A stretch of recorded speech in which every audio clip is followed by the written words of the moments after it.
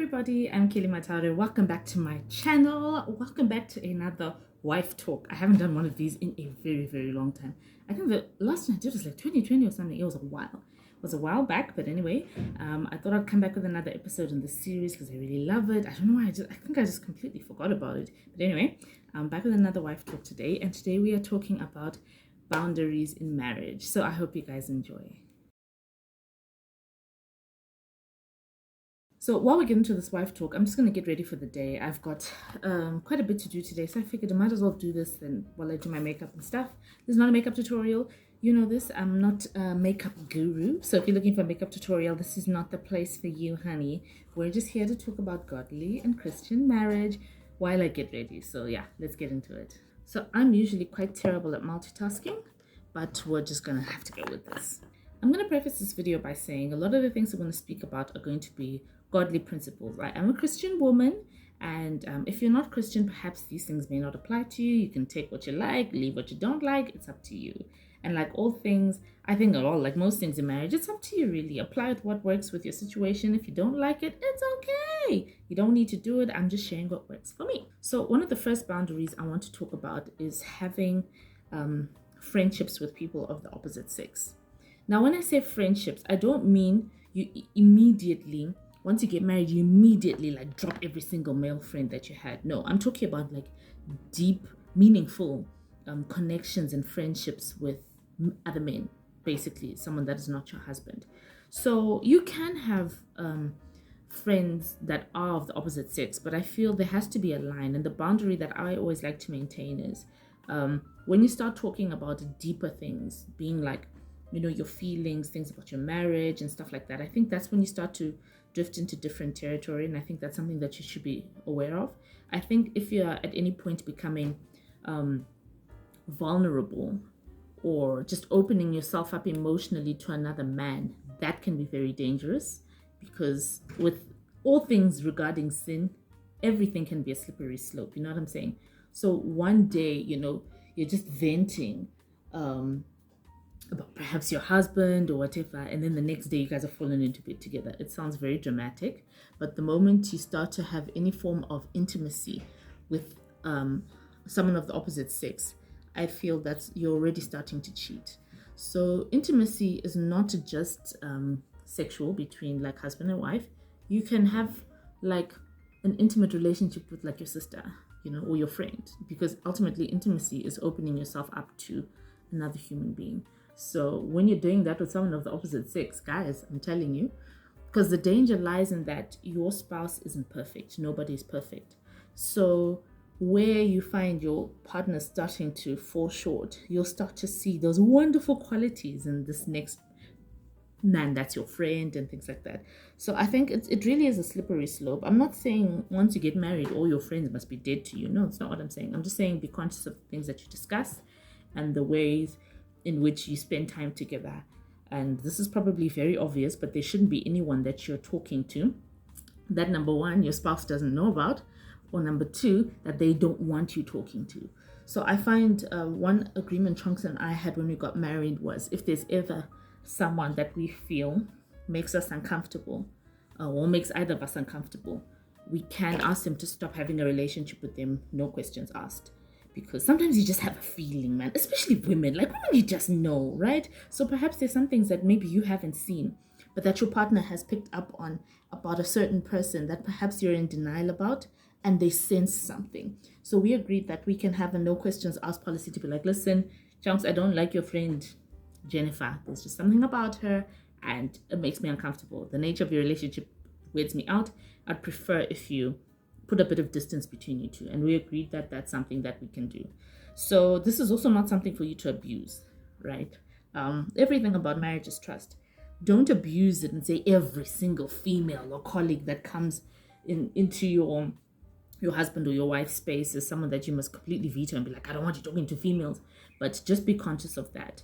So, for example, I know with Chunks, one of his boundaries is he never ever compliments other females. He does not care if he thinks he's looking nice, even if it's like someone I know or a friend of mine or like my sister. He's like, nope, I do not compliment, because at the end of the day, what do I expect them to do with that information? Because he's like, I tell you looking nice, and then what? What are you supposed to do with that information? So it's very easy to feel like you're being nice and you're being kind. Meanwhile, you are giving someone the wrong impression. And it's not your fault, but they're just picking up what you're dropping in a different way. So yeah, I'd say definitely be conscious of friendships of the opposite sex. Have none if you can. When I say, again, at a deep level, right? I've got many guy friends who I love and appreciate very, very much. But I'm not going to sit and cry on their shoulders whenever I'm having an issue in my life, not just about my marriage, but just about like life. Because I feel that's a space reserved for my spouse and my family and friends and those who are super, super close to me. So yeah, boundaries, guys, boundaries with people of the opposite sex. The second one I want to discuss is boundaries when it comes to social media. Honestly, this is such a new thing. Obviously, our parents' generation didn't have to deal with any of this, but you have to have boundaries for yourself when it comes to social media. And by that, I mean, for example, the people that you follow, right? So I always tell you guys this, like, I love Idris Elba. I love me some Idris Elba. And Chongs knows this. So I'll watch his movies and everything. I absolutely love him, but I will not follow him on social media or follow him on any platform, actually. So if I see him in a movie and that's as far as it gets, like, I do not follow him anyway. Not because I think Idris Elba is going to come and sweep me off my feet or anything, but I feel when you spend a lot of time looking at people of the opposite sex, like physically, you will compare them to your spouse. If y'all know Idris Elba, y'all know he looks nothing like my spouse, right? And not in a bad way or anything, but right now and forevermore, my preference is short men, light-skinned, who are bald. Idris is the opposite. Maybe constantly focusing on him can change my preference, if you get what I'm saying. Like, I don't want to be in a situation where I'm constantly bombarded by attractive men. So on Instagram, it happens so easily. It starts with like, oh no, this guy's a fitness guru, and then next thing you're looking at his abs all day and night. So that's something that I think you should definitely be conscious of, because ultimately what you're feeding your eyes, you're feeding your soul. So if I'm feeding my soul images of other men, I mean, come on, that is where temptation comes into it.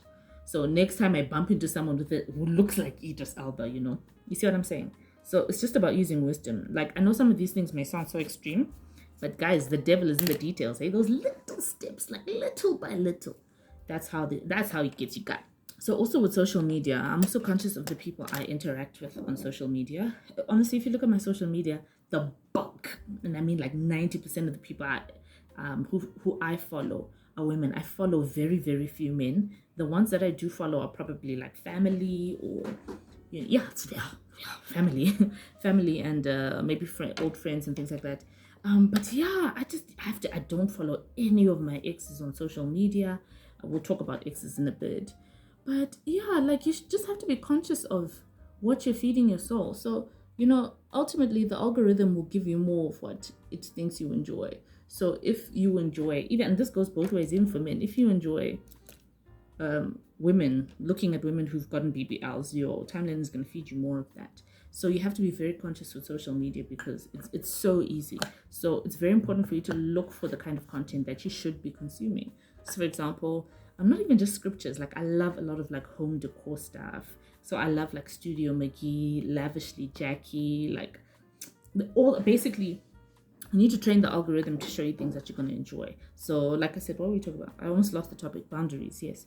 So talking to guys on social media, and it's so easy because it's just there. And you're like, oh, we're just chatting, we're just flirting, it's not really cheating. It is cheating. Once you feel like it's something that your spouse will not be happy about, it is cheating. Cheating, you don't just stumble and fall into bed together. There are a lot of little steps that happen in the way, and the key is to nip it in the bud with those little steps before things get too complicated. So yeah, don't be chatting to other men on social media, in those DMs.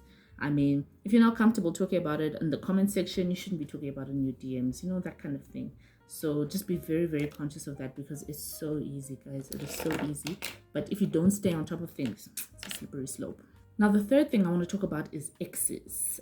Now I'm forgetting to do my makeup. Okay, let me carry on. Exes, relationships with exes. So obviously people say, oh, is it just because you're exes? Does it mean they're not dead to you? Should you hate each other? Of course not. Let me tell you, there is not a single one of my exes that I hate or that I wish ill will upon. Honestly, I genuinely hope that they are happy and fulfilled wherever they are. It just doesn't have to be in my space.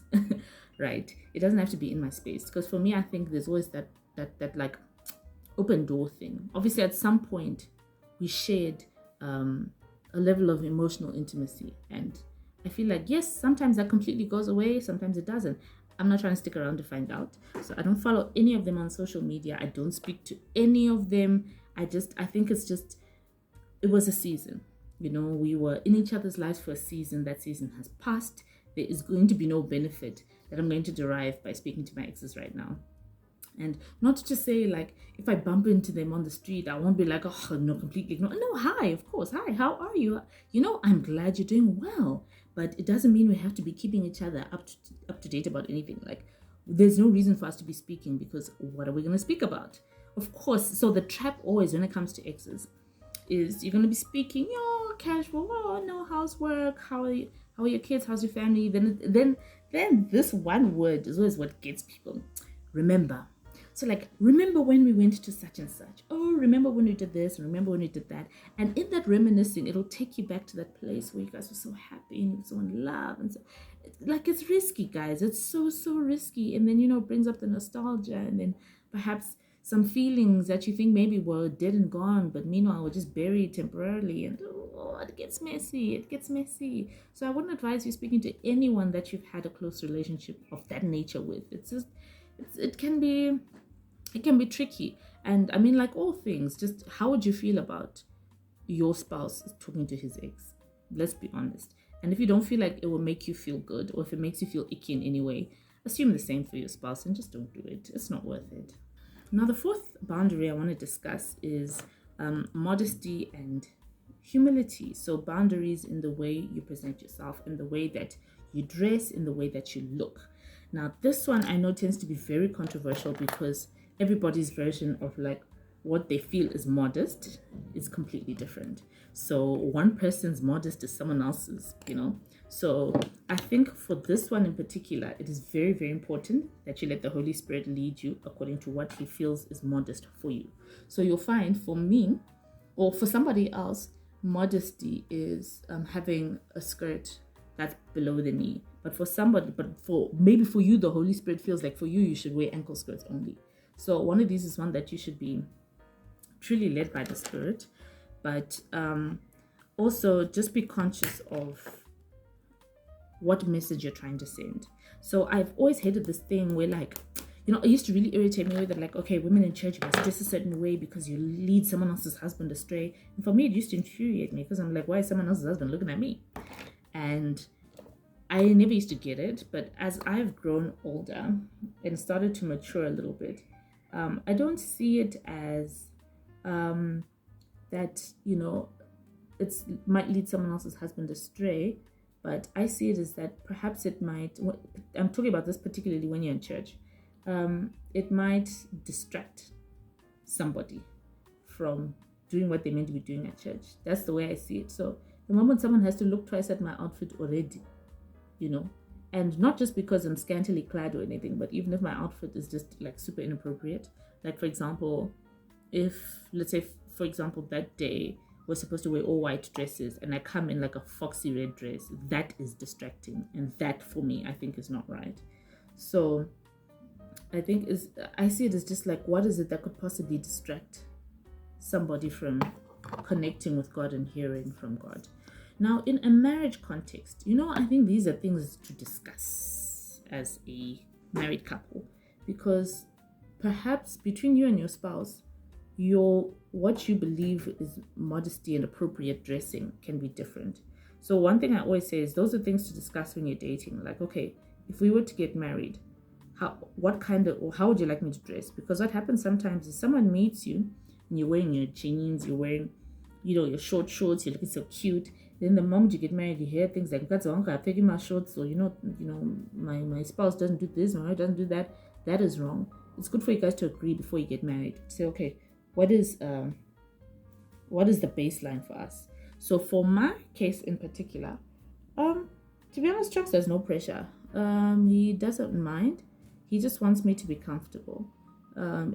in whatever it is that I like to wear. I'm someone who doesn't really like to show like a lot of skin.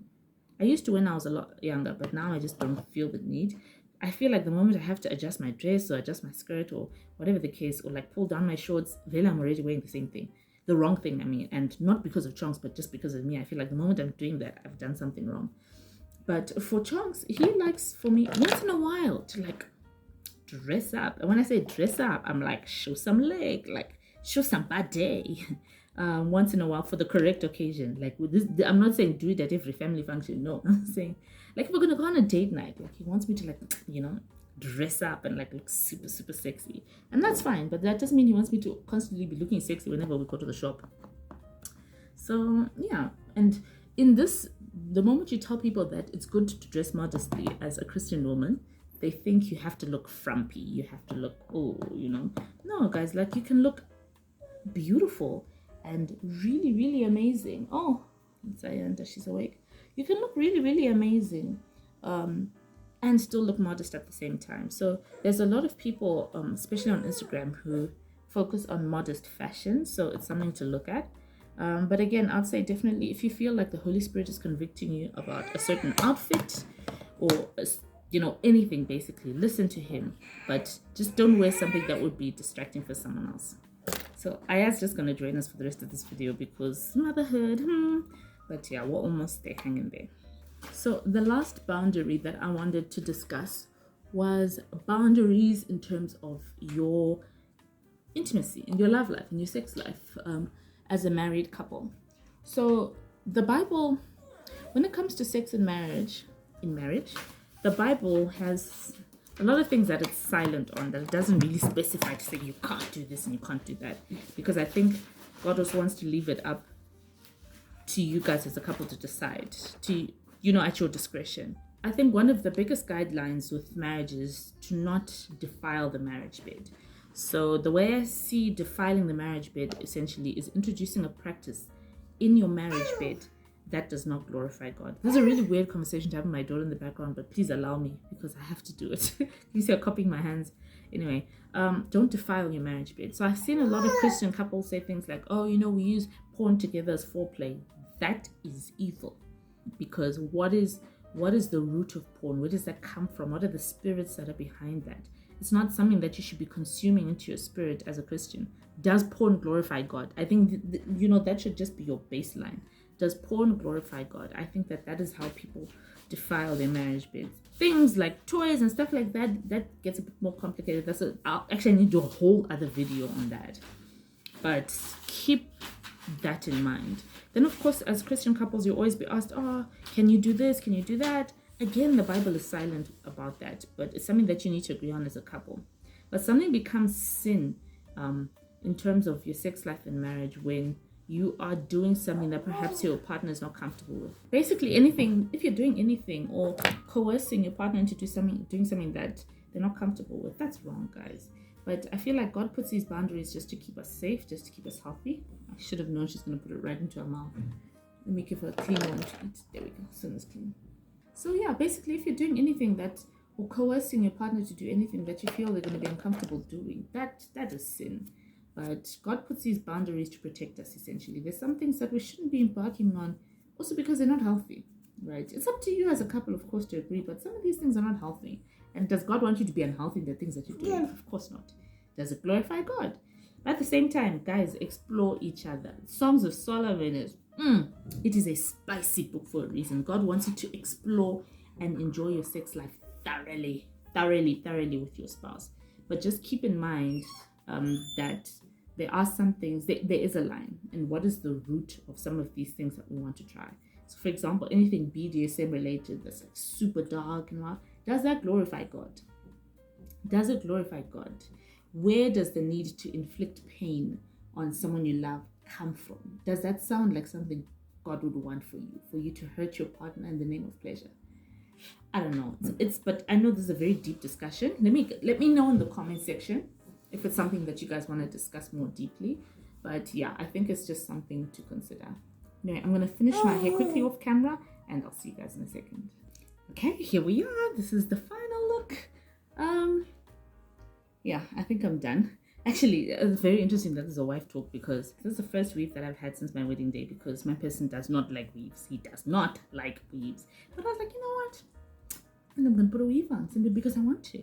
And sometimes as a wife, that's okay to do things simply because they're going to make you feel good. But anyway, thank you so much for watching this video. I hope you guys enjoyed.